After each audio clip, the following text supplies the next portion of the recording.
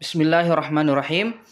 Alhamdulillahirabbil alamin wa bihi nasta'inu ala umurid dunya waddin.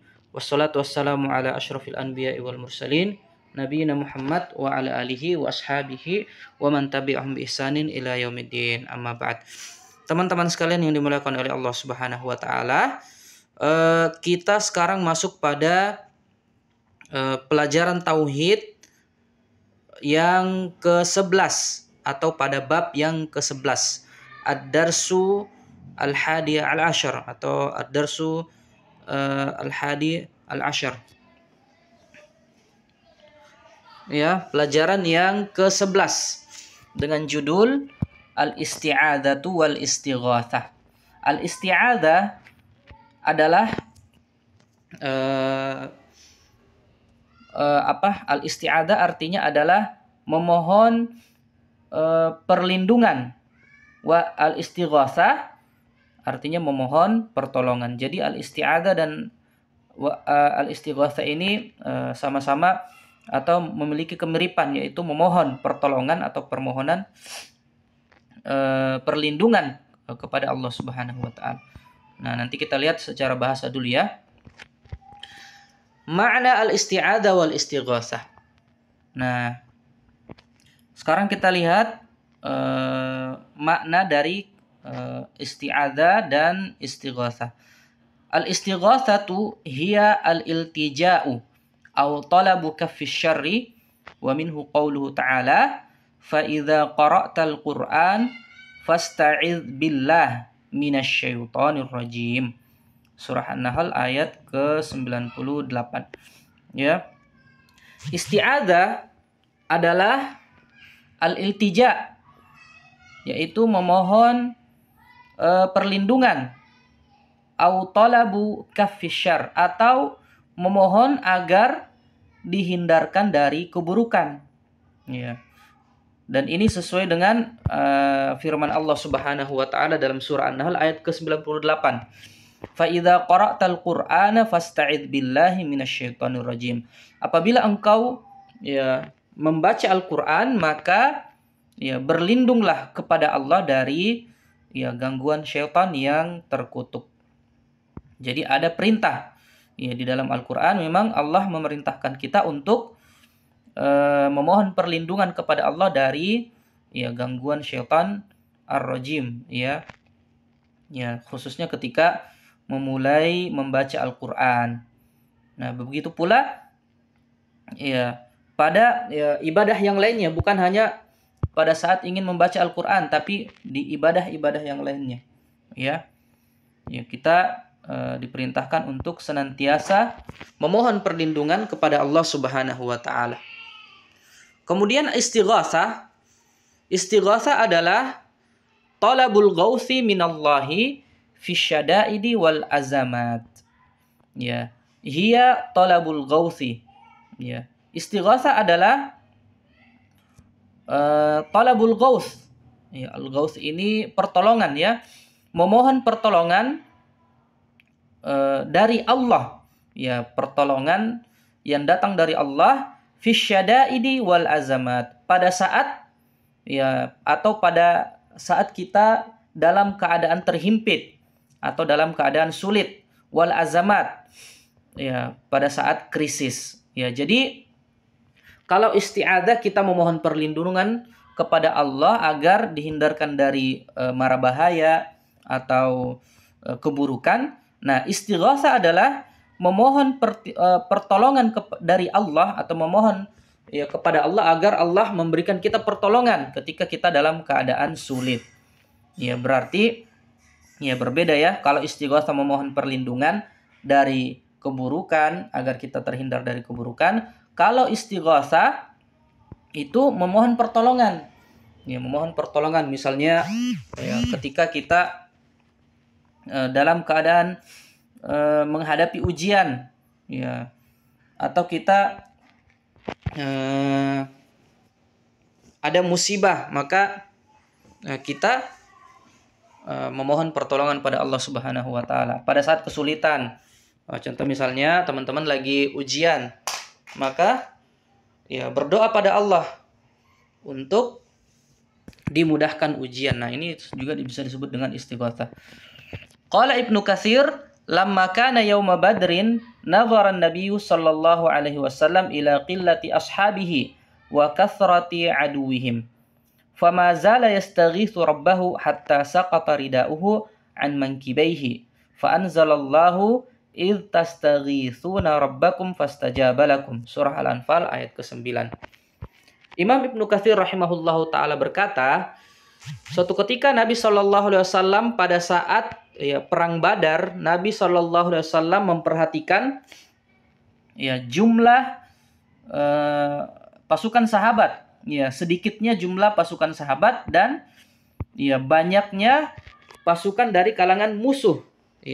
Pada saat itu maka Nabi Shallallahu alaihi wasallam yastaghitsu rabbahu hatta saqata ridauhu an mankibaihi. Nabi sallallahu alaihi wasallam mengetahui kondisi tersebut, Nabi sallallahu alaihi wasallam terus beristighatsah atau memohon pertolongan kepada Allah Subhanahu wa taala sampai-sampai disebutkan bahwa atasan Nabi, pakaian Nabi sallallahu alaihi wasallam yang menutup bagian dadanya, bagian atasnya itu jatuh dari kedua pundaknya. Maka turunlah ayat dalam surah Al-Anfal ayat ke-9. Ittastaghithuna rabbakum fastajaba lakum. Ingatlah kamu ketika kamu memohon pertolongan kepada Rabbmu, kemudian Allah mengijabah permintaan tersebut. Jadi perlu antum tahu istighatsah artinya adalah memohon perlindungan dari keburukan, sedangkan isti'adzah adalah permintaan agar kita dihindari dari keburukan. Kalau istighatsah adalah meminta pertolongan kepada Allah Azza wa Jalla pada saat susah. Sebenarnya mirip isti'adzah memohon perlindungan dan istighatsah juga memohon pertolongan, sama-sama meminta pada Allah Subhanahu wa taala. Nah, sekarang kita masuk pada hukum isti'adzah wal istighatsah bi ghairillah. Hukmul isti'adzati wal istighatsati bi ghairillah. Al isti'adzatu wal istighatsatu bil makhluqi fima la yaqdiru alaihi illallahu syirkun akbar. Teman-teman sekalian, nah coba kita perhatikan terjemahan dari buku ini. Nah, ini juga nasihat kami untuk teman-teman yang belajar, usahakan lafaz-lafaz bahasa Arab ini kita baca juga jangan hanya didengar kemudian diketahui maknanya, tapi kalau bisa dibaca juga dibaca lafaz bahasa Arabnya agar bahasa Arab kita juga semakin baik, semakin maju, dan perbendarahan kosakata bahasa Arab, kemudian pengucapannya juga menjadi baik ke depannya. Nah, al-isti'adzatu wal istighatsatu bil makhluqi fi ma la yaqdiru alaihi illallah syirkun akbar. Memohon perlindungan dan memohon pertolongan kepada makhluk, ciptaan, yang mana makhluk ini tidak memiliki kemampuan untuk memenuhi permohonan tersebut, kecuali maksudnya kemampuan itu hanya dimiliki oleh Allah. Maka hukumnya adalah syirik besar, syirkun akbar. Mislu, contoh seperti, atau misalnya, man yastaghitsu bil mayyit an yarzuqahu malan aw syifaan. Nah, seperti contohnya misalnya ada orang yang meminta tolong kepada mayit agar dapat memberikan rezeki berupa harta atau kesembuhan. Nah, jadi nggak boleh hukumnya adalah syirik besar meminta pertolongan atau meminta perlindungan kepada selain Allah dalam hal yang memang hanya Allah yang mampu memberikan hal tersebut. Seperti contoh di sini adalah meminta kekayaan atau kesembuhan. Sedangkan rezeki atau kesembuhan itu hanya datang dari Al-Khaliq, yaitu pencipta, Allah Subhanahu wa taala. Dan ya sayangnya ya pada zaman kita sekarang ini ya masih banyak orang yang terjatuh pada ya, perbuatan ini. Ya, seperti misalnya menyerahkan sesajen ke laut dengan niat agar diselamatkan dari musibah, atau datang ke kuburan-kuburan keramat berdoa ya agar dia diberikan rezeki, kesehatan, perlindungan dan lain sebagainya. Dan ini perbuatan yang diharamkan, bahkan masuk pada jenis syirik besar, ya, menyekutukan Allah Subhanahu wa taala, ya. Menyekutukan Allah Subhanahu wa taala.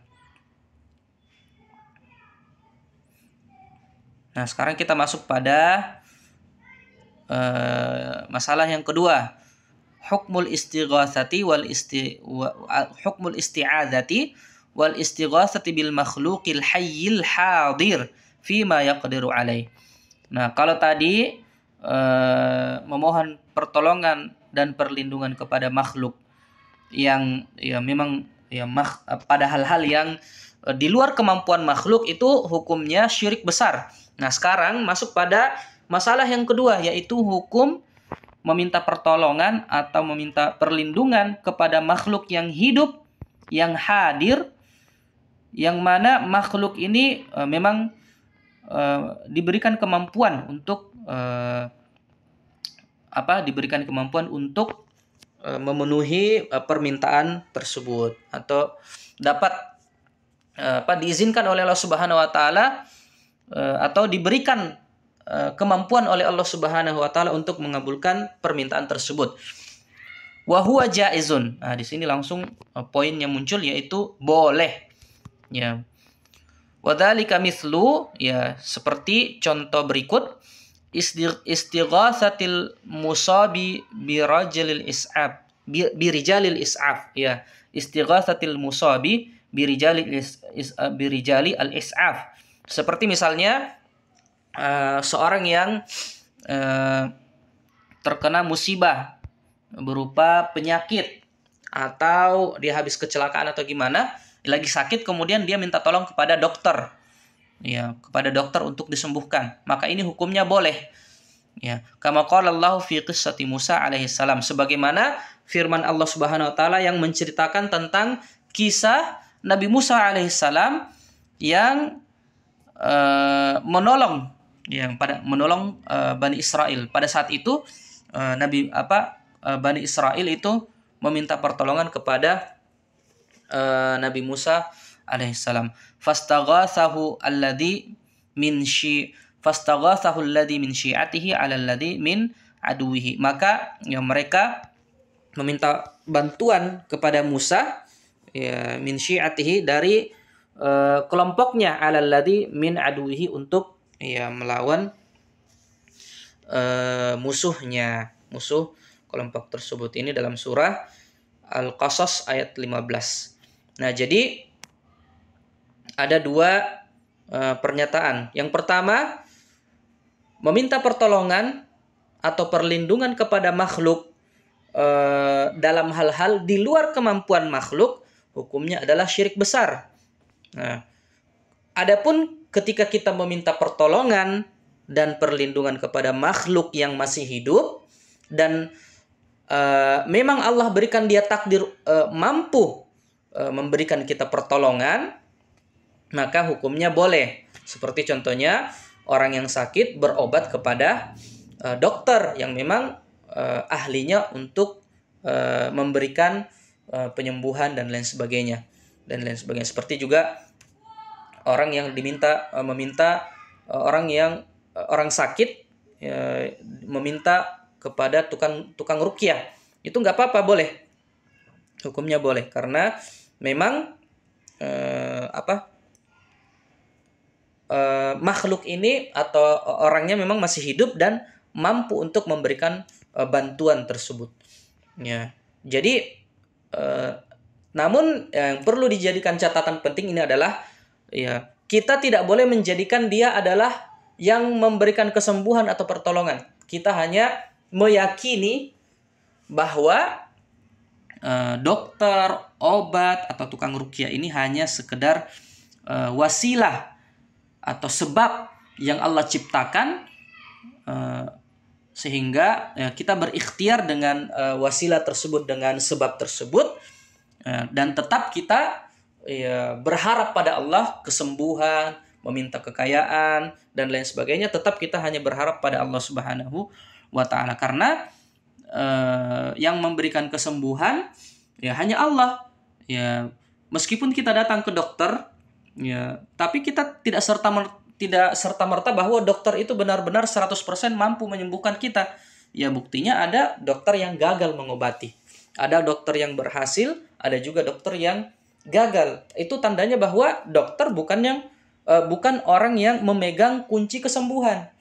Mereka hanya